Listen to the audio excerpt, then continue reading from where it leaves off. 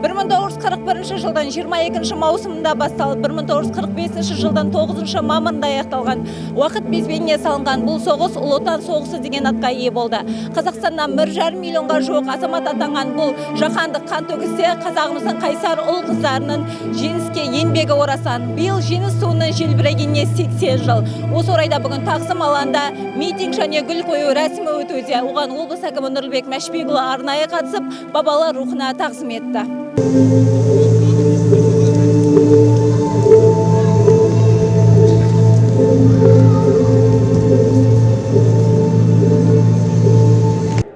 Сұрапыл соғыс жылдарында ерекше ерлік танытқан қаһармандарды еске алып, рухына тағзым ету, құрмет көрсету жылдағы игі дәстүр. Үрдістен жанылмай, биыл да қызылордалықтар Тағзым алаңында батыр ерлердің ерлік істерін 1 минут үнсіздікпен еске алды.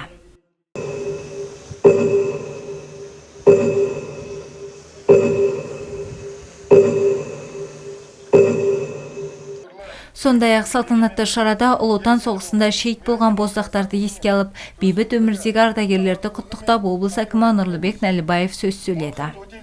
Бүгінгідей тәуелсіз ел болып, еңсеміздің биік болуы, өркендеп өсуіміз де осы ұлы жеңістің жемісі. Аға буынның қайсарлығы мен төзімділігі, табандылығы мен патриоттығының арқасында бейбіт заманда еңбек етіп, ұрпақ өсіріп, жарқын болашаққа қадам басып келеміз. Ұлы жеңіс күні тағы да құтты болсын. Еліміз аман, халқымыз тыныш болғай. Отан үшін от кешіп, жаңбырша жауған оққа қарсы тұрып, қайсарлықтың қас үлгісін таныта білген. Батырларымыздың ерлігін жас ұрпақ ешқашан ұмытпайды. Бабалардың білегінің күші, найзасының ұшымен ұлы даланы қорғауда аянып қалмаған ерлеріміздің ерен ерліктерін ұрпақтары еске алды. Майдандас достарына, оралмаған белгісіз солдаттарға құрмет көрсеткен ардагерлер қала тұрғындары мен қонақтары салтанатты гүл қою рәсімін жалғастырды.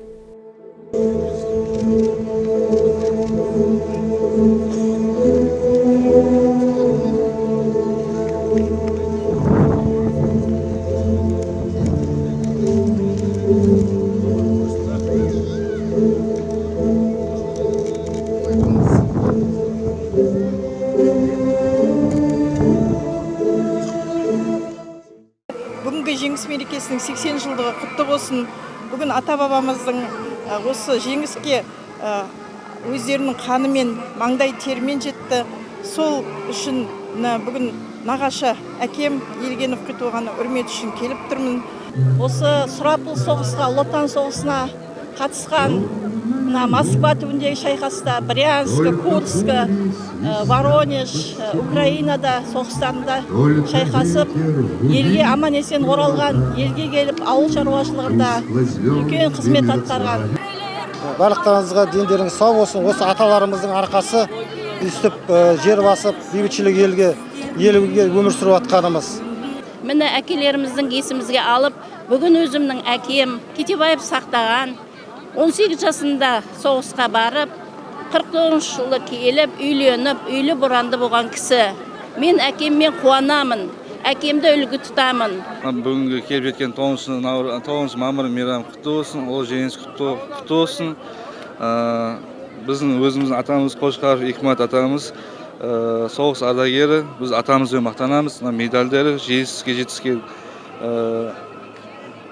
Киев, Боцман Киевте сояқты соғысқан атамыз бүгін тірі болғаны 99 жасқа толатын еді. Биыл жеңіске 80 жылды болады жеңістің. Сол бар болайық, аман болайық, еліміз аман, жұртымыз тыныш болсын. Атамызбен мақтанамыз. Мен атаның немересімін, атаның қызы, Икмат атаның қызы, шөбересі, мен немересімін. Сол бар болайық, аман болайық. Бүгін мен туылған күнім, 9 мамырда туылған, есімім Жеңіс болады.